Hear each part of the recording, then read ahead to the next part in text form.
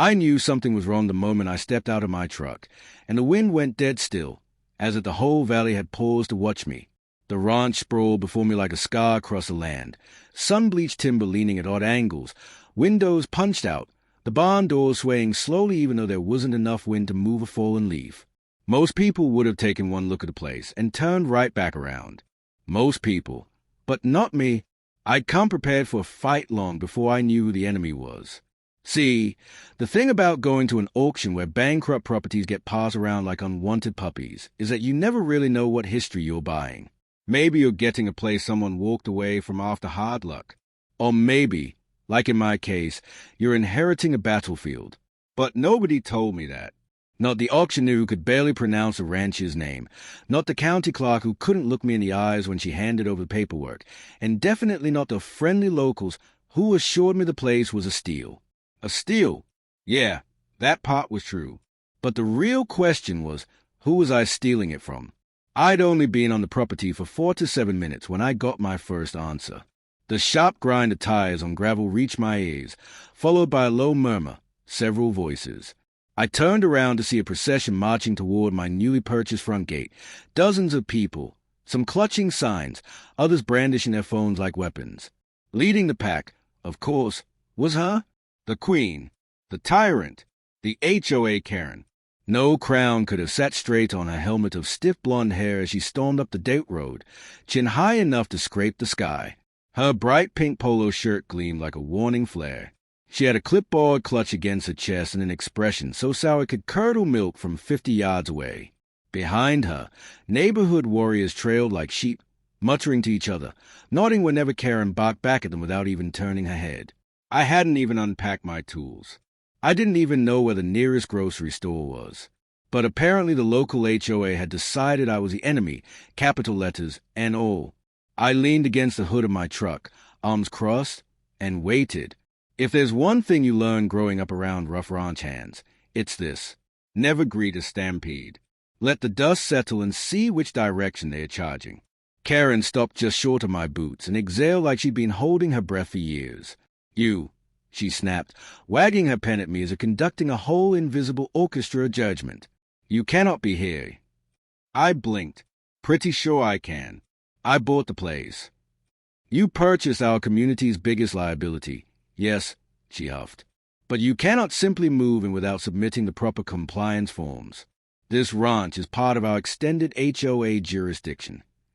Extended jurisdiction. That was a new one.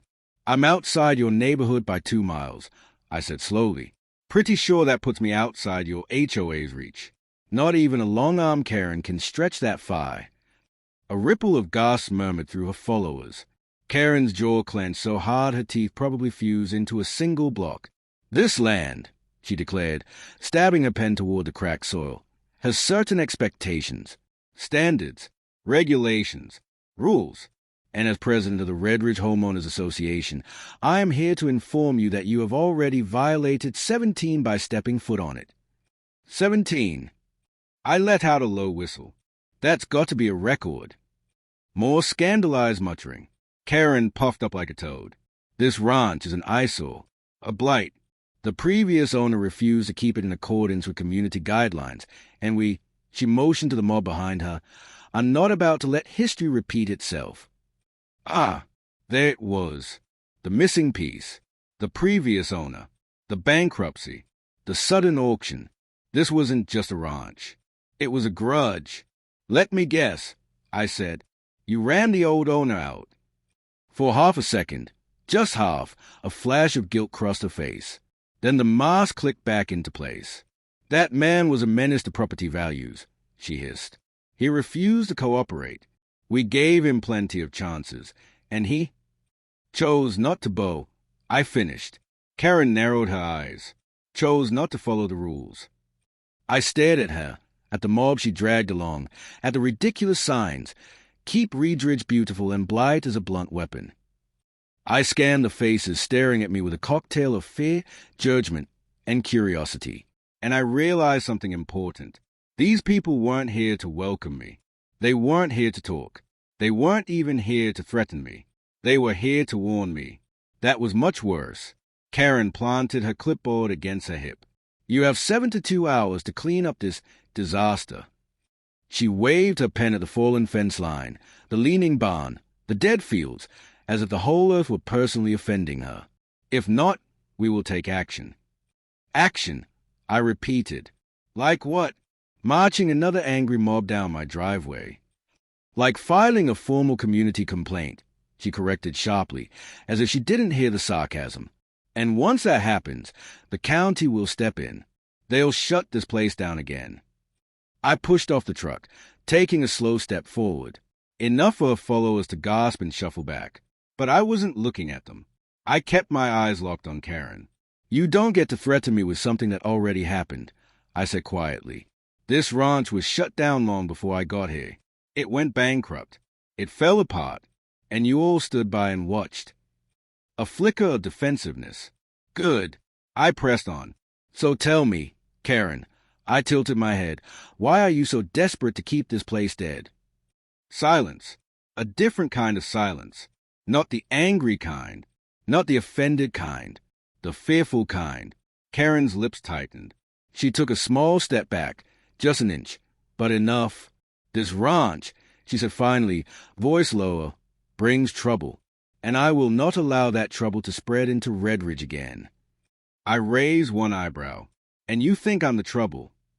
She didn't answer. Instead, she turned sharply on her heel and barked, "Let's go," to her followers.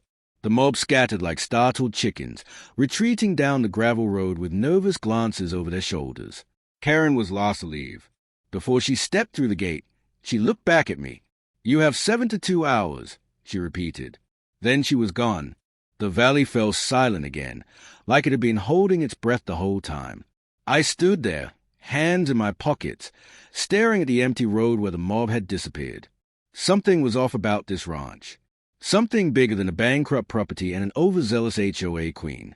Something nobody wanted to talk about.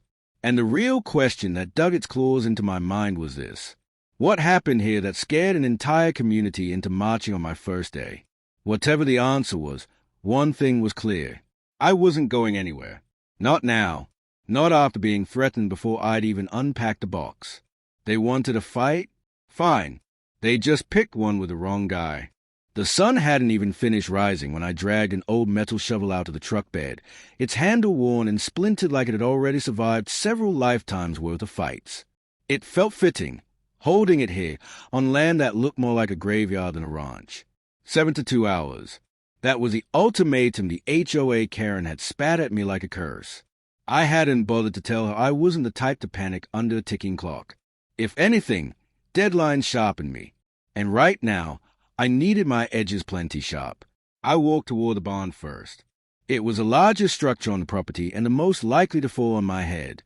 Its roof sagged in the middle like a tired spine, and the doors whimpered on their rusted hinges. The wood was sun-baked, cracked, and carrying the smell of animals long gone, along with something else.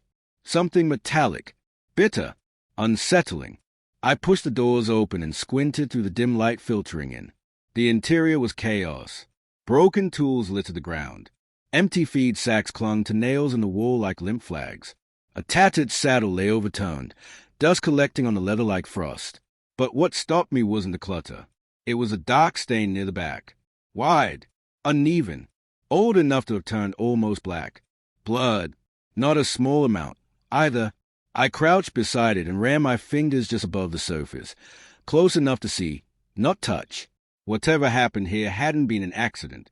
Blood spreads differently when it's spilled by force. A chill crept up my spine. Trouble, Karen had said. This ranch brings trouble. She hadn't been lying, but she also hadn't told the whole truth. Something had gone down here. Something big enough to scare a small army of suburban warriors into marching on my gate like villagers storming Frankenstein's castle. I examined the barn more methodically after that, searching for clues. Scrape marks, footprints, anything. That's when I found the hole. A shallow pit near the corner, half covered by an old torp weighed down by a rusted tire rim. I pulled the torp aside, expecting trash, maybe animal bones. What I found instead was splintered board arranged in a neat pattern, too neat to be random. They formed a lid. A door. Something someone had tried to hide but didn't finish burying. A cellar. Why would a rancher bury the entrance to his own cellar? I set the shovel aside and pried at the board with my hands. They weren't just placed there. They were nailed together in a makeshift panel. Someone really hadn't wanted anyone opening it. Well, tough luck. I wasn't anyone. The boards gave way with a crack, and dust exploded upward like something had exhaled from underneath. I coughed and waved my hand until the cloud settled. Below, a set of wooden steps led into darkness. I grabbed my flashlight, clicked it on, and stared down into the void. Something waited down there. Something that had been hidden long before the ranch went bankrupt, before the auction, before the HOA had formed its pitchfork committee. If Karen knew about this place, and I was starting to suspect she did, then her march to my gate wasn't just about dead grass and broken fences. It was about fear. I descended slowly, flashlight beam cutting through the stale air. Cobwebs brushed my shoulders. Something skittered away in the corner. The cellar wasn't large. A single room, walls made of stone, ceiling low enough that I had to duck slightly.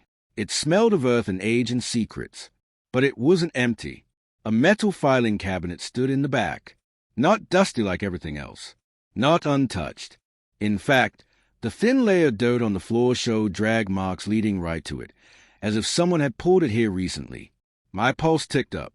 All right, I murmured to myself. Let's see what was worth hiding in a pit under a rutting barn.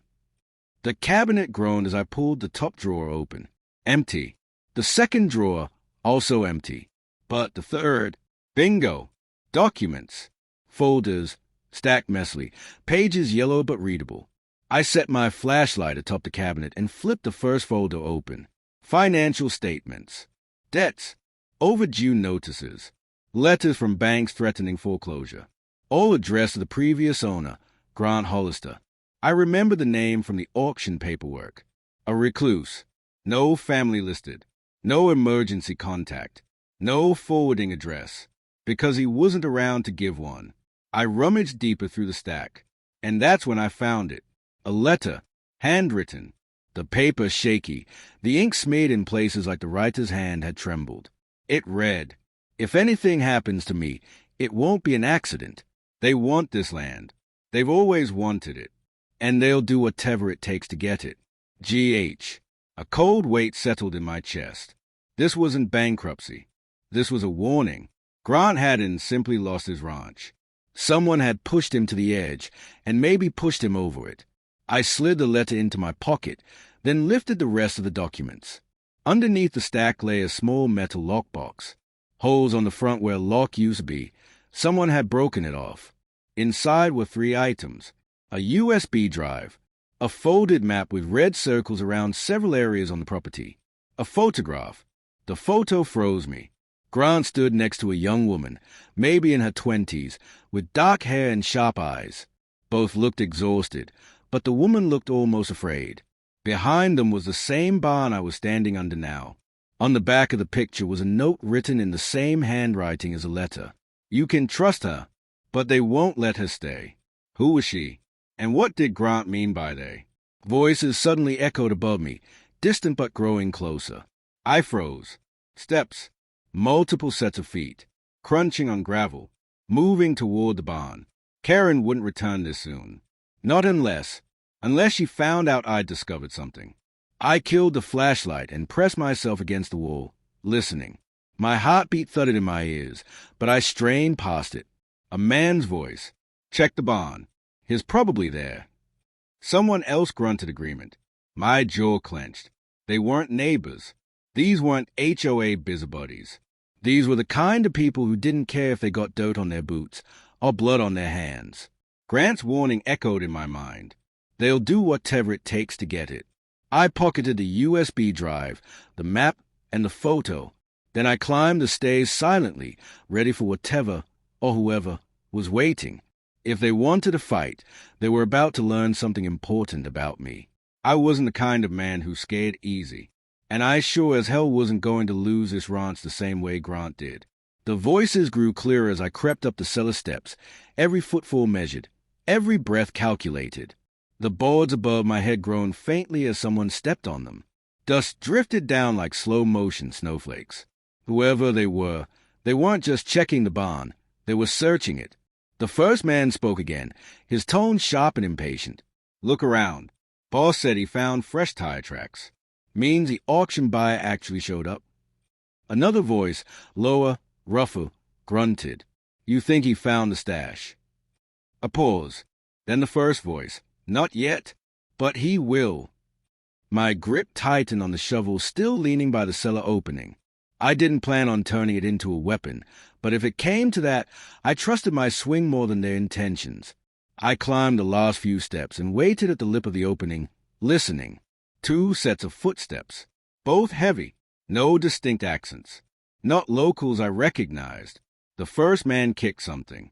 A hollow thud echoed through the barn. "This place is a dump," he snarled. "No wonder Hollister lost it." "Or was run off," the second man muttered. That shut the first one up. My pulse slowed. Their words told me something crucial. They weren't confused. They weren't curious. They knew the history here. They knew Hollister didn't simply walk away. They also knew I wasn't supposed to dig around. Too late. I pushed up through the opening and slid the broken boards over it with deliberate noise, not enough to startle, but enough to draw attention. A distraction was safer than being caught halfway out of the hole. Both men turned. The first one was tall, with close-cropped hair and the unmistakable posture of someone used to giving orders. The second had a thick neck, arms like tree trunks, and a scowl that looked permanent. I flashed a neutral smile and leaned casually on the shovel. "Morning," I said. The tall one narrowed his eyes. "You the new owner?" "That's me. Thought you weren't showing up until next week." I shrugged. Plans change. The larger man tilted his head, studying me. "You come up from the cellar." I glanced behind me at the boards. "What? That? Just a hole. You know ranches, things fall apart. I'm trying to knock out as many repairs as I can before the HOA sends another parade." Their eyes tightened at the mention of the HOA, a reaction too sharp to miss. "So," I continued lightly, "who are you two? Neighbors? Old friends of Hollister?" "No," the tall man said flatly. "County assessors." He said it too quickly, without hesitation, too smooth for someone improvising, unless they'd rehearsed it. I raised an eyebrow. "Assessors? Funny, you're not wearing county uniforms." The bigger man stepped forward, chest expanding. "You got a problem with the county?" "No problem," I said coolly. "I've just never met assessors who walk around armed." His shirt lifted slightly as he shifted, revealing the unmistakable grip of a handgun tucked poorly beneath his jacket. Silence flared between us. The tall one's eyes sharpened. "You planning to make this difficult?" "Depends," I said. "Why are you really here?" The big man cracked his knuckles, the sound echoing like distant gunfire. "We asked first." I leaned heavy on the shovel, my muscles coiling just slightly, enough for me to feel it, not enough for them to see. "Fine," I said. "I'm here because I bought this ranch at auction. Simple as that." "And the cellar," the tall man pressed. "What cellar?" I asked innocently. A flicker of anger crossed his face. They exchanged a quick glance, one that said they didn't expect resistance this early. They probably thought I was some city idiot trying out rural life. Someone they could push around. Time to test that theory. The tall man stepped closer. "Listen carefully. There are things on this property you don't want to mess with. Some mistakes Hollister made, the kind you should avoid repeating." "Is that advice?" I asked. "Or a threat?" "A warning. Same thing from where I'm standing." He didn't like that. His jaw set. He reached into his jacket, slowly, deliberately, and pulled out a folded piece of paper. When he handed it to me, his hand was steady, too steady. I unfolded it. A printed notice. County letterhead. Stamped. Official looking, if you didn't know what real paperwork looked like. It claimed the ranch was under environmental review due to potential hazards, granting the county or approved representatives the right to inspect the grounds. Replicas like this weren't hard to make. I'd seen hundreds in my time working with foreclosure recoveries. It was amateur hour. "You forged this," I said. The tall man smirked. "Does it matter?" "Yeah, it does." The big guy's stance shifted to more aggressive. His hand hovered closer to the weapon at his hip.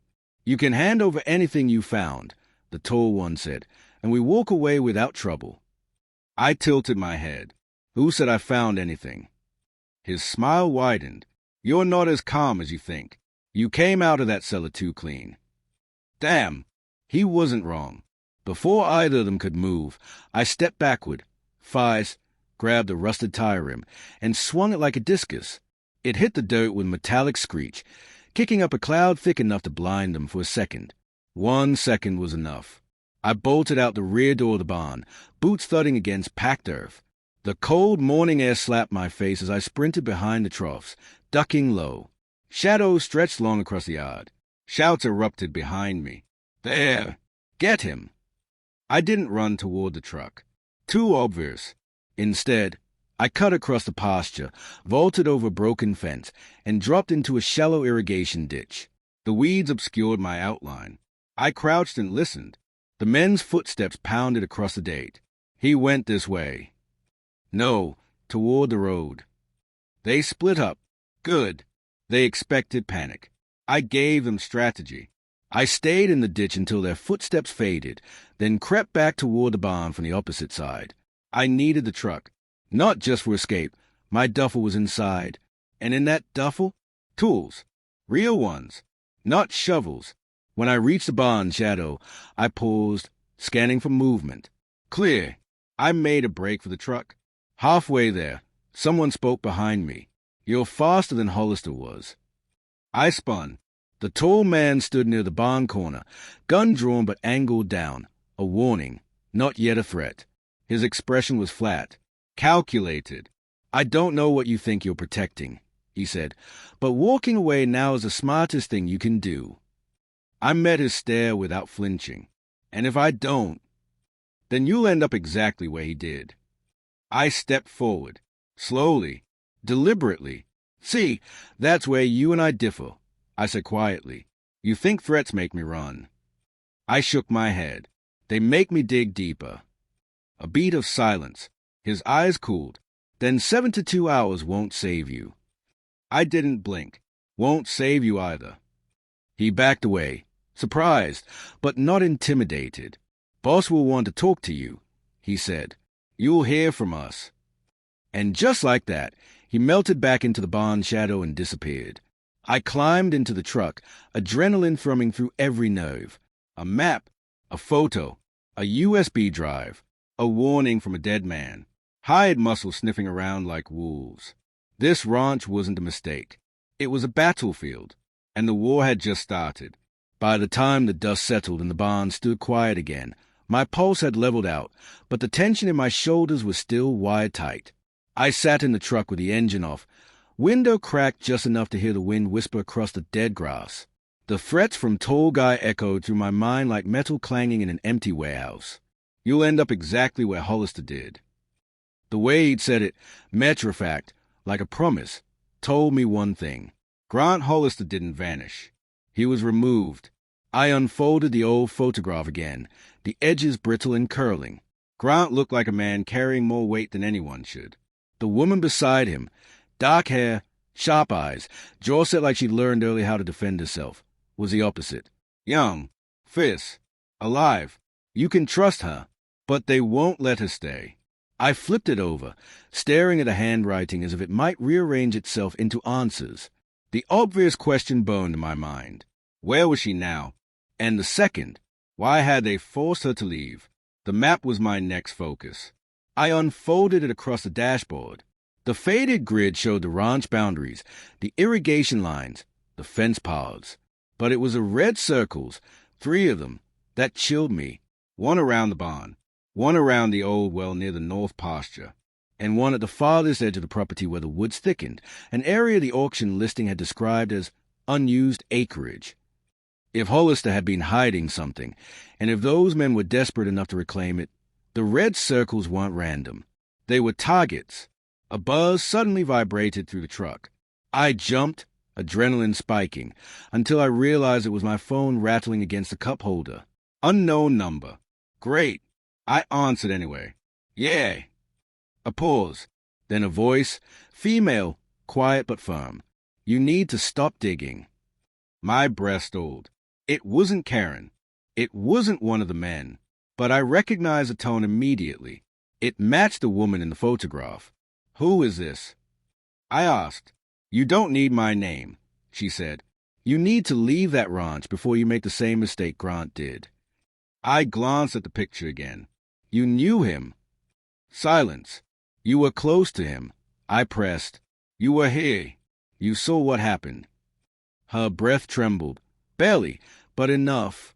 I saw too much. Then tell me, I said, because 2 men with guns were in my barn 10 minutes ago, asking what I found. I'm not walking away blind. A soft curse slipped through the speaker. They're already back on the property. Damn it. He was supposed to hold them off longer. He? I asked. More silence. She didn't answer that one. Instead, she exhaled slowly, like someone bracing themselves before stepping off a ledge. Okay, she said quietly. Listen carefully. Grant didn't go bankrupt. That was a cover. For what? For what he dug up? My pulse thudded. What did he dig up? I asked. Before she could answer, another voice crackled through the line, distorted, like interference or someone grabbing her phone. Her voice cut off abruptly. Hello. I snapped. You still there? Nothing but static. Then the call ended. I stared at the phone, trying to process what had just happened. She'd been scared, and she hadn't been alone. Whoever she was with didn't want her talking to me. A sharp knock suddenly slammed against my window. I jerked, hand flying to the door handle. But it wasn't a gunman. It was a sheriff's deputy. Early 40s, uniform crisp, sunglasses reflecting the truck. He gestured for me to roll the window down. I obliged but kept one hand near the gear shift. Morning, he said. You mind stepping out of the vehicle? Depends. On what? On whether you're here to ask questions, I said, or give orders. The deputy studied me for a moment. That depends on how cooperative you intend to be. My jaw flexed. What's this about? Got a call from the Red Ridge HOA. He said, something about you causing a disturbance, scaring residents, acting aggressive. I laughed once. Hard. Aggressive? Their president marched a mob up my driveway. He didn't smile. Not even a twitch.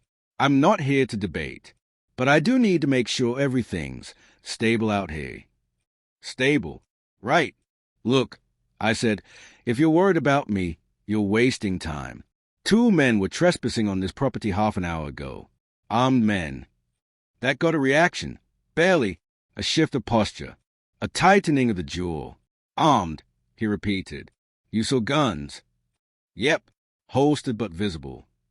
And you're sure they weren't contractors? Inspectors? Forestry? Do contractors usually carry forged county documents? I asked, reaching into my pocket and pulling out the fake notice. I handed it over. The deputy scanned it quickly. Too quickly. He knew. He recognized a forgery. But instead of reacting with surprise, he folded the paper neatly and slid it into his vest. I'll look into it, he said. I narrowed my eyes. You seem awfully calm about 2 armed trespassers. And you seem awfully eager to escalate on your first day, he countered. This community is sensitive. The Hollister case left scars. What happened to him? His jaw worked, but he didn't answer. Typical. You should consider staying in town for a few days, he said finally. Let things cool off. I'm not going anywhere. He nodded once, slow and unreadable. Then keep your phone on. And don't go wandering around the North Pasture. My heart stuttered. The North Pasture, one of the red circles on Grant's map. How do you know about? But he was already stepping back.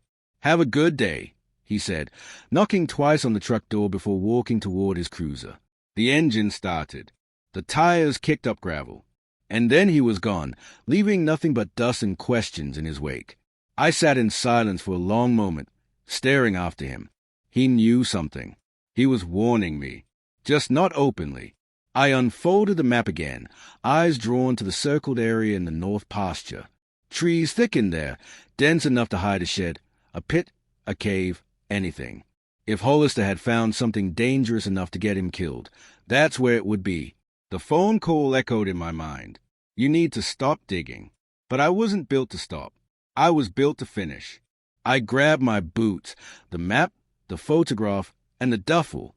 My fingers brushed the USB drive in my pocket. North Pasture. Whatever Hollister discovered, whatever those men were after, whatever scared an entire HOA into forming an improvised militia, it was waiting for me out there. And I was done waiting for answers to arrive at my doorstep. I slammed the truck door, locked it, and headed toward the woods at the far edge of the property. If the truth wanted to stay buried, too damn bad, I'd brought a shovel. The North Pasture stretched before me like a frozen wasteland. The grass was high, dry, and brittle underfoot, whispering secrets I didn't want to hear. Every step I took toward the dense woods of the far edge carried the weight of unseen eyes, the kind that make a man question whether the land itself is alive. The map in my hand trembled slightly, not from fear, but from anticipation. The red circle wasn't just a marker, it was a warning. The more I studied the ranch, the more I realized that every oddity, every abandoned structure, every irregular fence line had been carefully chosen to hide something. And this area? This was the heart of it. Branches snagged my jacket as I pushed through the first line of trees. Sunlight pierced the canopy in thin golden streaks, illuminating dust motes like tiny spirits. I paused to catch my breath and glanced down at the ground. Fresh tracks. Not animal. Human. Large boots. Recent. Good. I wasn't the only one here. Bad. I had no idea who else could be lurking. The two men from the barn? Karen's HOA knob? Someone else entirely? Whoever it was, I couldn't afford to be naive. I followed the tracks carefully, ducking under low-hanging branches. The forest thickened, shadows pooling like ink. Then I saw it, a half-hidden entrance, almost swallowed by brambles. A shed? Maybe. But there was something unnatural about it. Too neat, too deliberate. It was painted a dull green that had faded into the surrounding foliage. The hinges were rusted, but the door was intact. And, crucially, the ground in front of it showed signs of digging. Fresh earth, clumps of soil, and disturbed weeds. I crouched behind a fallen log and observed. The shed was small, only big enough for one person to hide something, or someone. I didn't see movement, but instinct told me it was only a matter of time. Whoever, or whatever, was here knew I was coming. My hand went to the duffel at my side. Inside, flashlight, tools, rope, gloves, and most importantly, the USB drive. Grant's warnings echoed in my mind. They'll do whatever it takes to get it. Whatever it was, it had to be inside that shed, or at least nearby. I waited. Silence. Then a whisper of sound, metal scraping against metal. A lock? No, it was too soft. Someone, or something, was inside. Heart hammering, I rose slowly and approached, keeping the log between us. The brush cracked under my weight. The scraping stopped. I froze.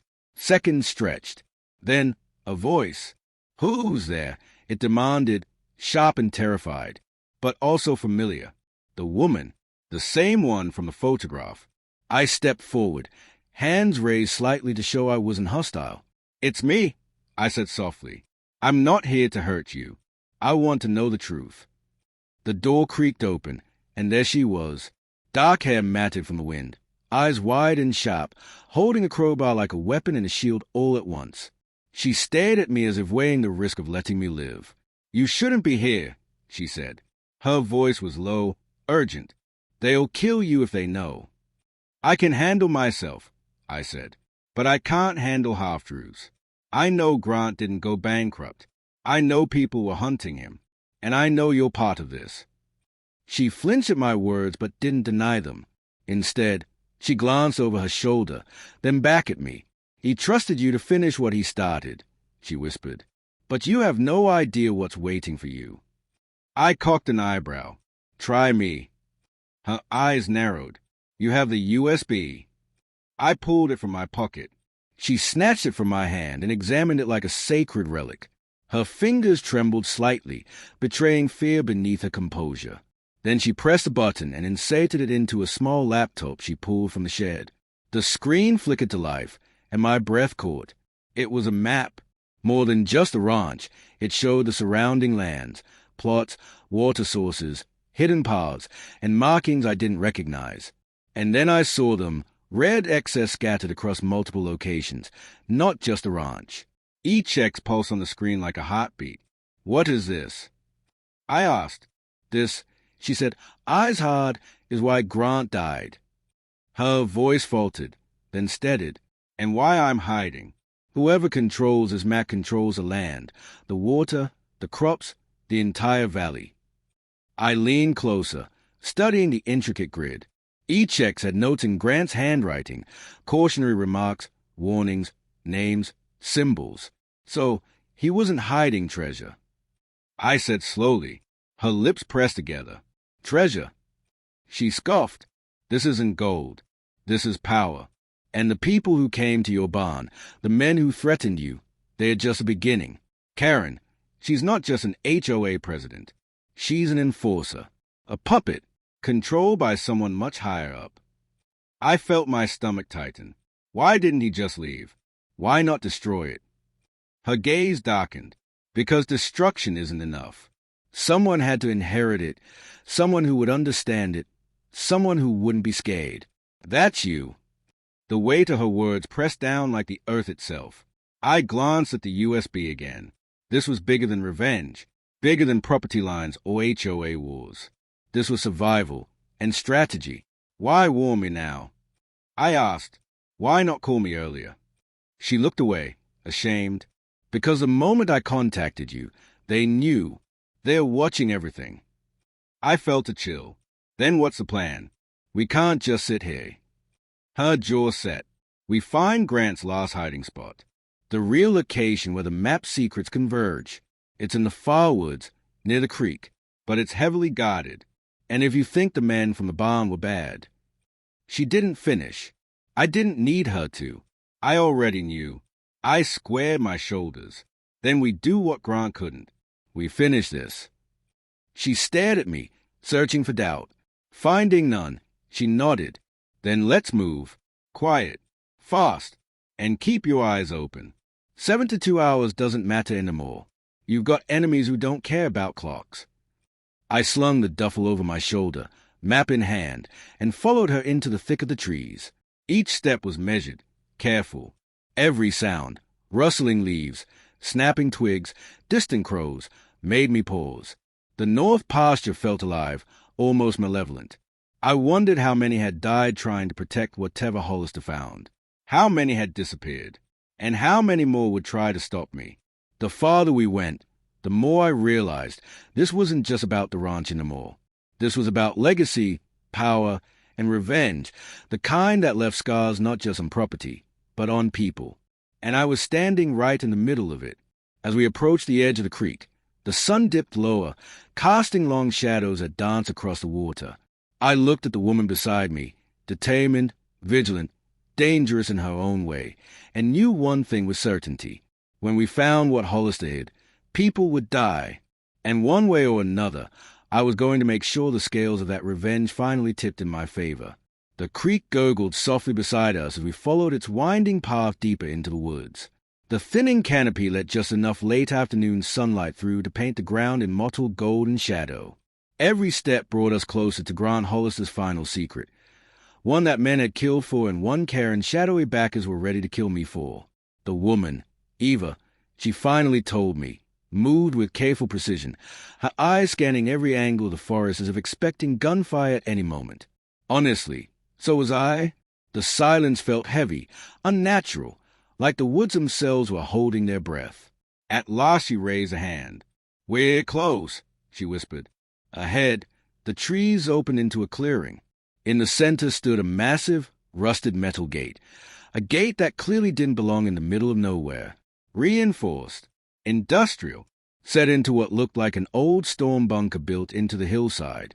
A keypad sat on a panel beside the metal door, its surface scratched but functional. This wasn't a hunting cabin. This wasn't a shed. This was a vault. "What the hell is this?" I muttered. Eva's eyes hardened. Grant's true legacy. Everything he uncovered, everything he documented, everything he died to protect. It's inside this bunker. I approached the gate slowly. Embedded in the dirt were deep tire tracks, and not old ones. The soil was still fresh, edges sharp. "We're not alone," I said quietly. Eva nodded. "They know we're coming." That wasn't news I needed. She stepped forward and entered a code into the keypad. The machine beeped, a low mechanical hum vibrating through the ground as bolts slid open from deep within the walls. Slowly, painfully slowly, the massive gate began to lift. The interior was pitch black at first, but as Eva pressed another button, a row of industrial lights flickered to life, buzzing overhead. The bunker stretched ahead like a concrete throat swallowing us whole. We stepped inside. The place was huge. Rows of shelves, crates, binders, maps, old hard drives stacked like bricks. Dust coated everything. It felt like a museum of secrets. "This is what the whole valley is built on," Eva said. "Land rights, water rights, illegal deals hidden beneath years of deception." Grant found the original contracts, real ones that undercut half the powerful people in this county. He found out who actually owns what. "And this map," I said, holding up the USB, "it points to all their buried skeletons." Eva nodded. "And if you expose them, half the landowners around here will lose everything they built their fortunes on." My chest tightened. "Including Karen." She smirked humorlessly. "Especially Karen. She's small-time, but she's connected to big-time people." I thought of her smug face, of the mob she dragged to my gate like a crusader leading zealots. I thought of the threats, the sabotage, the men who jumped me in my barn. A fire lit inside me. They wanted a map? Evidence? Fine. But first, they were going to pay. Before I could speak, a metallic clang echoed behind us. The gate slammed shut. We spun around. A figure stood at the entrance, framed by the remaining sliver of daylight. Then another figure. And another. Shadows multiplied. Boots scraped the concrete. Karen stepped forward first. Her hair was perfectly sprayed, her posture stiff with self-importance, but her eyes burned with something darker than HOA rage. She had a gun in her hand. "Well," she said, voice echoing through the bunker, "look at you, playing detective in my valley." My jaw clenched. "Your valley? You don't own any of this." She smirked. "I own enough. But more importantly, I protect the ones who do." At her signal, more armed men poured in, at least 8 of them. The same men from Barn, and more I didn't recognize. They spread out, blocking every exit. Eva whispered, "They tracked us." They waited. Karen strutted down the steps, heels clicking like gunshots on the concrete floor. "Give me the USB," she ordered. "Now, before things get unpleasant." I laughed, actually laughed. Karen's eyes widened. "You think this is funny?" "Oh, I think it's hilarious," I said. "You've been terrorizing the valley for years. But you're still just a puppet. You think these people care about you? You're expendable." Her cheeks flushed red, her expression twisting. "I gave you chances," she spat. "Warnings, even generosity, and you threw it away." "You tried to steal my ranch," I said coldly. "You threatened me. Your people tried to beat me. You sabotaged my equipment. You march an angry mob to my gate like some tyrant in yoga pants."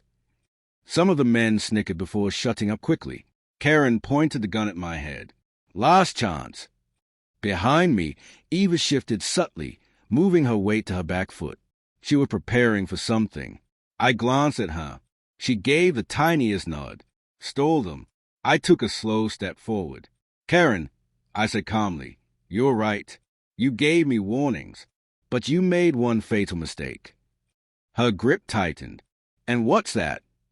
"You underestimated me." Eva moved first. She grabbed a heavy metal binder off a table and hurled it into the nearest gunman's face. The man dropped with a grunt. Before anyone could react, she launched herself behind a stack of crates. Chaos erupted.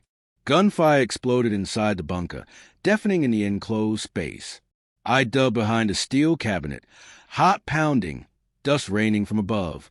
The USB slipped from my hand and skittered across the floor. Karen screamed, "Don't let him get it." Men rushed forward. I sprinted toward the drive, sliding across the concrete as a bullet whizzed past my A. My fingers closed around the USB just as two men grabbed me from behind. They slammed me into the floor. Pain shot up my spine. One of them hissed, "Got you now." Eva appeared behind them, swinging a crowbar with lethal precision. One man dropped like a stone. The other stumbled backward, giving me just enough time to throw myself behind support beam. Karen was losing control. "Shoot them," she screeched. "Both of them. Now." But something changed in the air. A hum, a low vibration. The bunker's overhead lights flickered, then died. Darkness swallowed us. Then, a deep, grinding mechanical noise.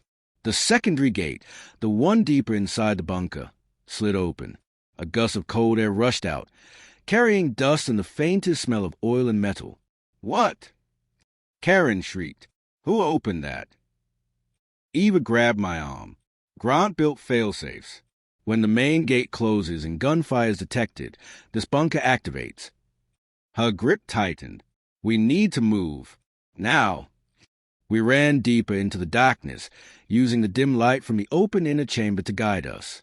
Behind us, shouts and frantic orders echoed, boots pounding after us. The chamber ahead housed machines, servers, filing cabinets, and stacks of sealed evidence boxes. On one wall, a large metal incinerator door hung open. Eva pulled a hard drive from a shelf. "This is everything," she whispered. "More than the USB. This can destroy them." Voices grew louder. We were out of time. I met her eyes. "Then let's finish this." Together, we hauled the heavy boxes, files, and servers, everything Grant died to protect, into the incinerator chamber. My muscles screamed. Sweat stung my eyes. But we didn't stop. Karen appeared at the doorway, gun raised, breathless, furious, desperate. "Stop," she screamed. Eva hit the ignition.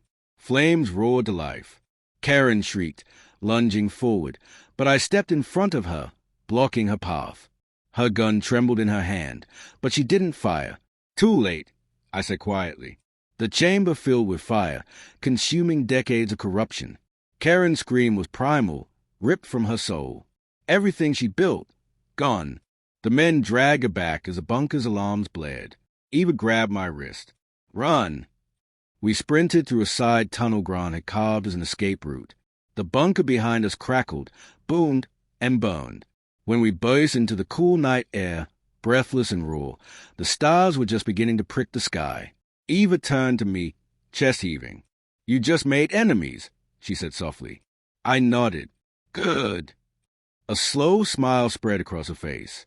"What now?" I looked toward my ranch, my land, and felt something settle inside me. "Now," I said, "I rebuild, and anyone who comes to me again will regret it."